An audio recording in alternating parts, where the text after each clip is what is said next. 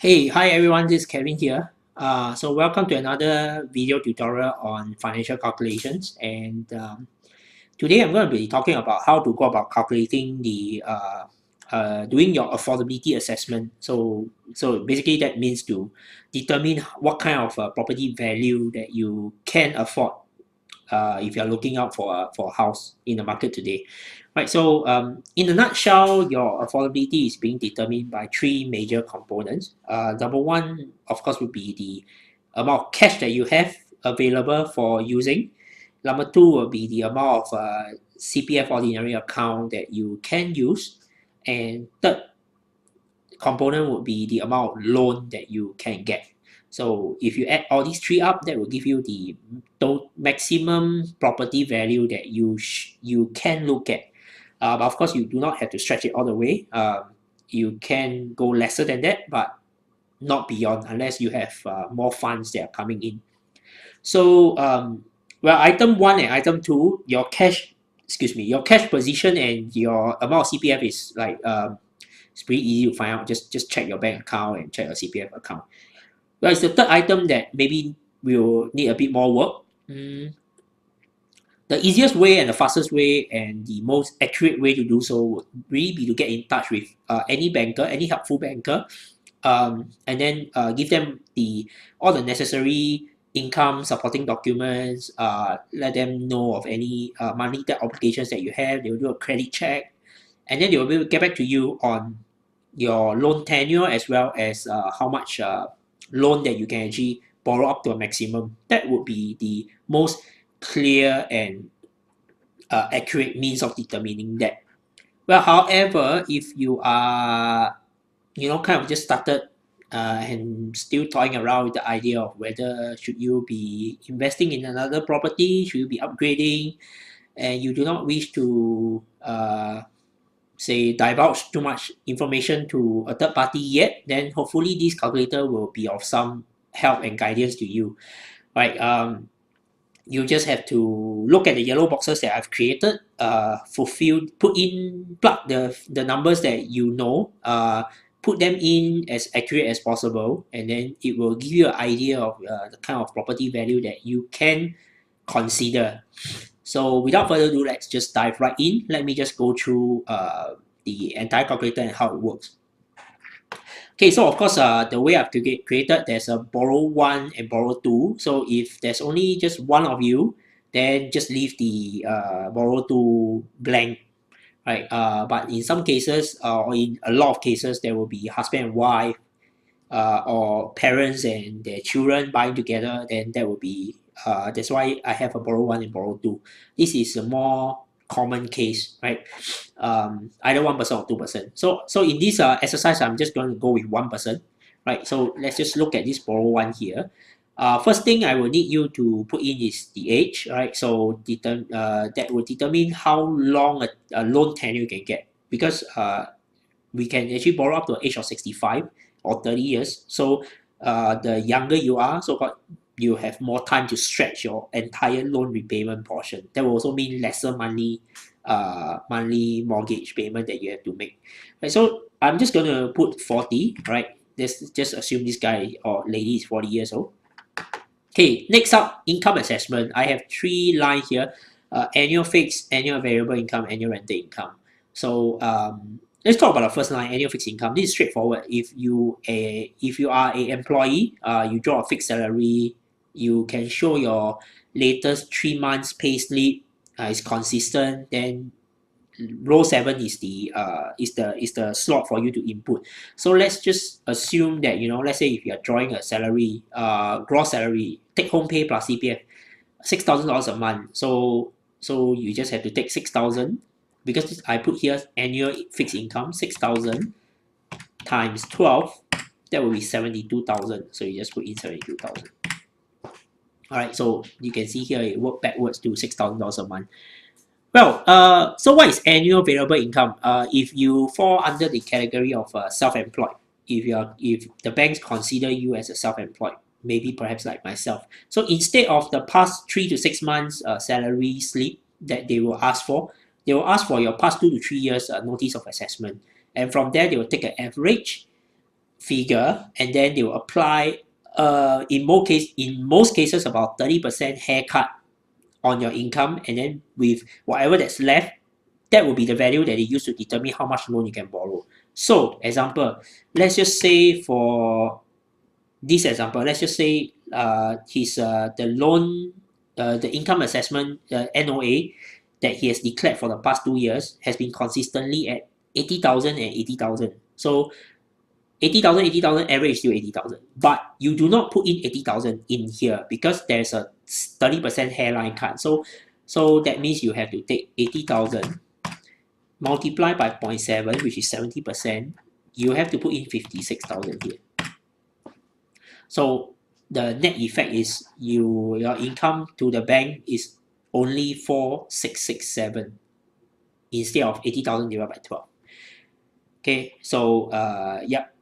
So and of course, if you have any rental income that you have, maybe you have an existing one property or two properties, then you have to take the let's just say you're renting out for $3,000 a month, but it's only 70% of the stamp tenancy agreement. So let's say your rent, you're collecting a $3,000 a month rent, which you have stamp reported to IRAS duly, times 12, you have to multiply by 0.7. So this is the 25,200 is the figure that you can use to add on to your income assessment, not the entire 36,000.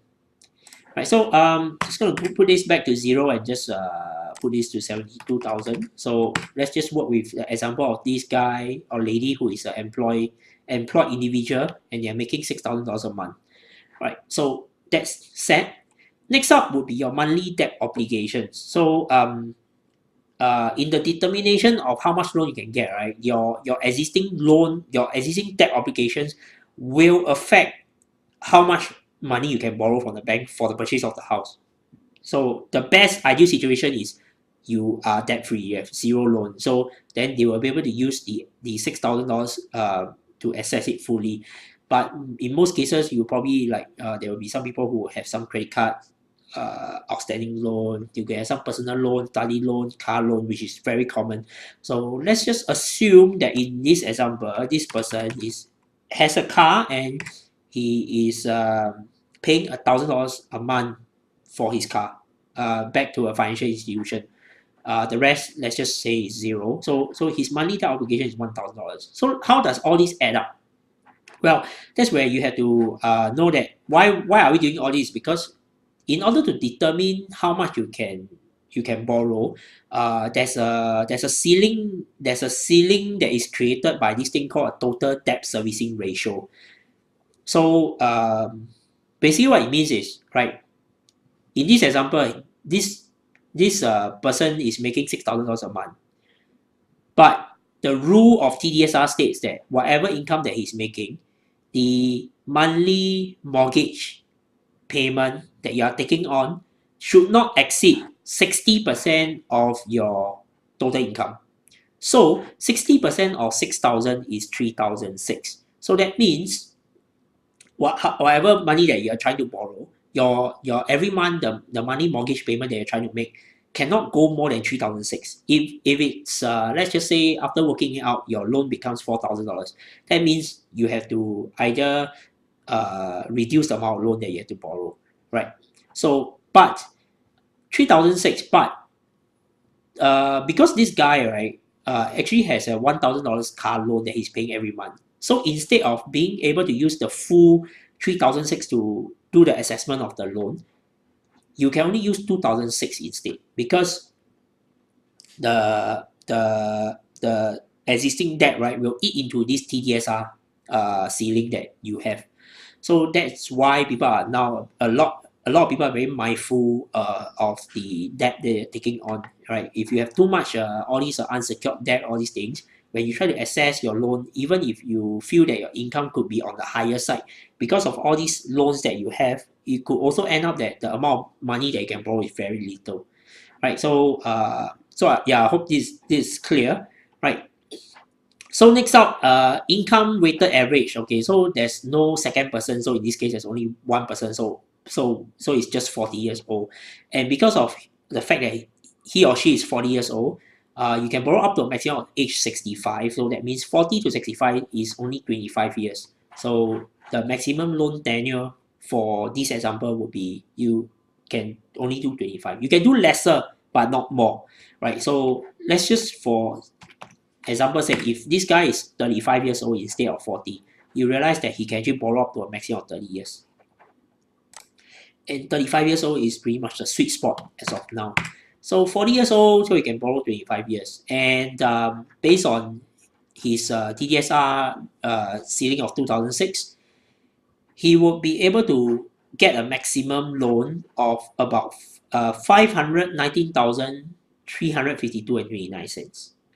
So this is the amount of loan. So if you realize that, let's say if he has no car loan, he will be able to get up to $719,103, $200,000 more, right? Because the income that is being used to assess is 3,006 instead of 2,006. So yep, so that's why some people are stuck sometimes. Okay, so now I know that roughly, if I'm 40 years old, I'm making $6,000 a month, I have a $1,000 car loan. At 25 years loan tenure, I am able to borrow about 590,000. So roughly now I know. So the question is, with this knowledge, what kind of property value can I get? Right. So that's where we come to the second part of this calculator. Right. You could already have a dream home. Maybe you have visited a few show flat, or maybe perhaps you're trying to buy a second, trying to buy a property in the same area that you're staying right now. You should know roughly how much it costs. So let's just assume that you're looking at okay, I've not tried this before. I'm just going to round this figure up. $1 million property. Okay, you're trying to buy a property that's worth $1 million. So the question is, can you afford it? Right. Next, this table, okay, I have a first property loan, second property loan. Then there's some figures that I've adjusted. Why? Because for your first property, you can borrow up to 75% of the value of the property. So if it's 1 million, if you have the capacity to do so, you can get up to $750,000 loan.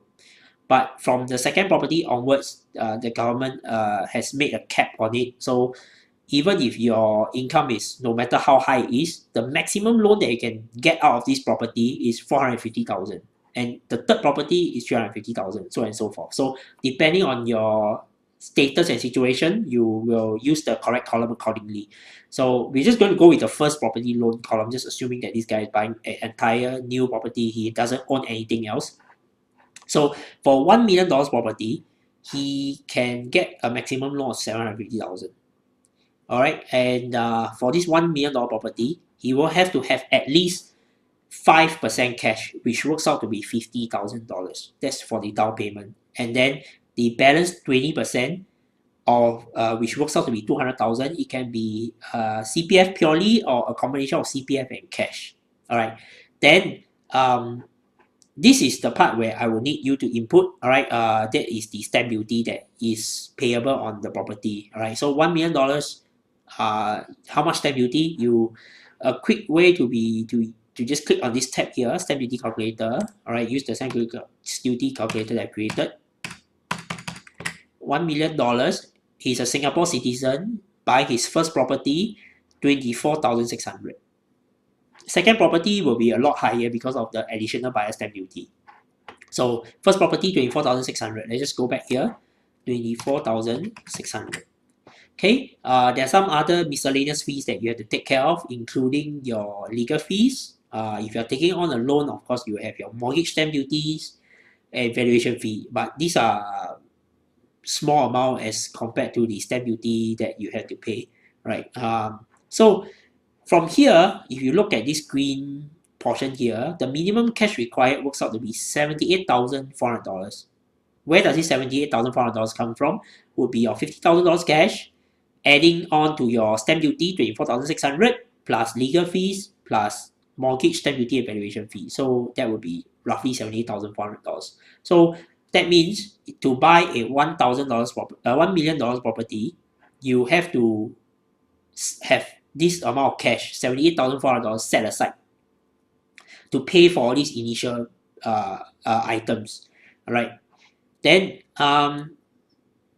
that's of course I have not considered this CPF. That's where we come to the next thing. There's these two portions where you need to check, right? So you need to log into your CPF and see how much CPF you have. Okay, I'm just going to let's just play around with the figures a bit. Okay, let's just say you have just nice 200,000 CPF ordinary account in your account. So you just have to input 200,000. And how much cash do you have? Okay, so you have to put in maybe say 500, maybe say 50,000.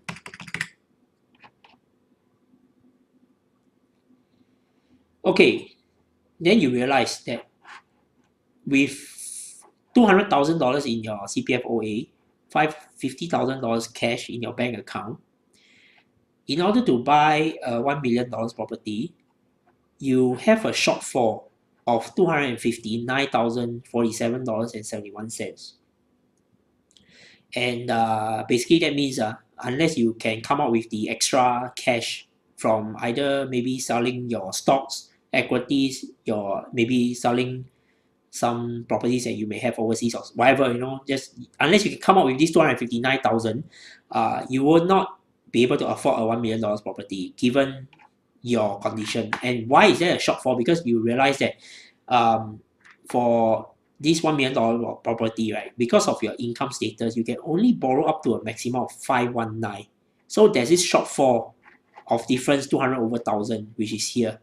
So unless you have a lot more CPF and cash, or you can borrow a lot more, then you know, if I am to look at $1 million property, then chances are, affordability might be a bit of issue.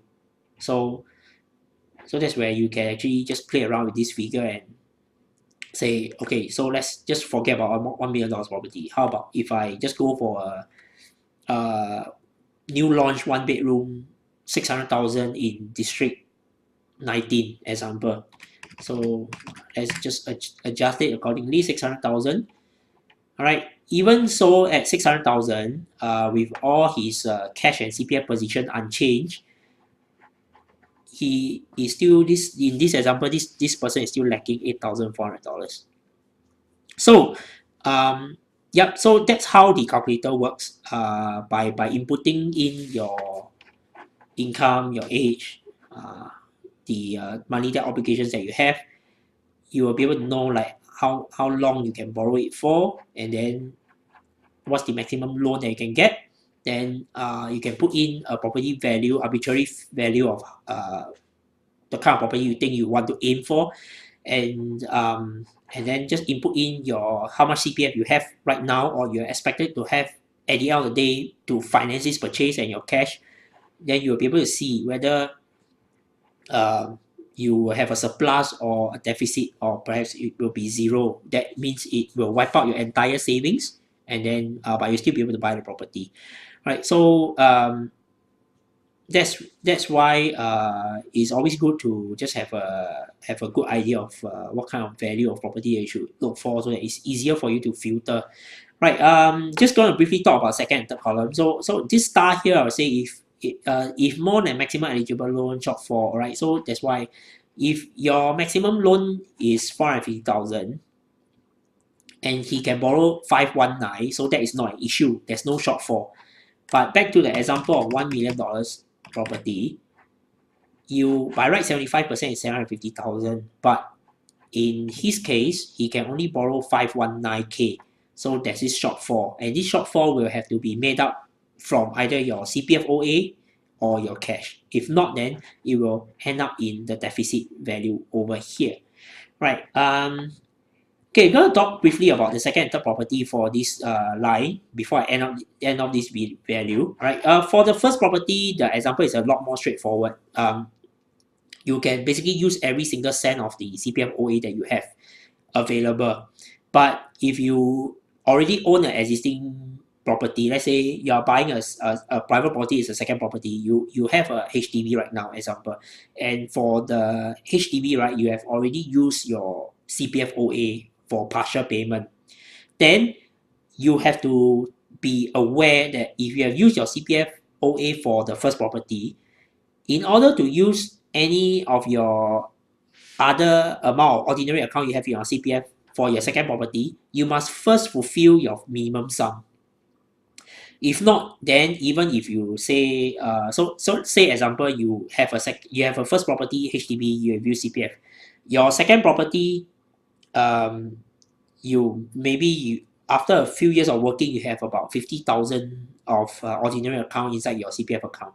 But can you use them? The answer is no, unless you have fulfilled your minimum sum. I can't recall offhand how much is the minimum sum now. It's about, if I'm not wrong, it's about 130, between 130 and 150,000. So even half of it is 70,000.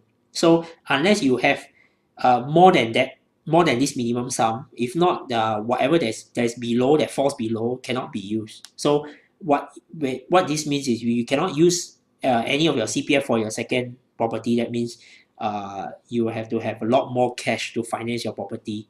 And also not forgetting that for your second property, loan is also a bit more difficult in the sense that you can only get up to a maximum of 45% of LTV. Right, so that's all for this video. If you want this calculator, you just can get in touch with me. Just drop me an email at kevin@investbanksingaporeproperty.sg or WhatsApp to me 92839196. Just let me know who you are, give me your email, and I'll be able to send it to you. And hopefully this calculator can be of help to you in your investment journey. So I'll sign off here and I'll see you in the next video. Bye.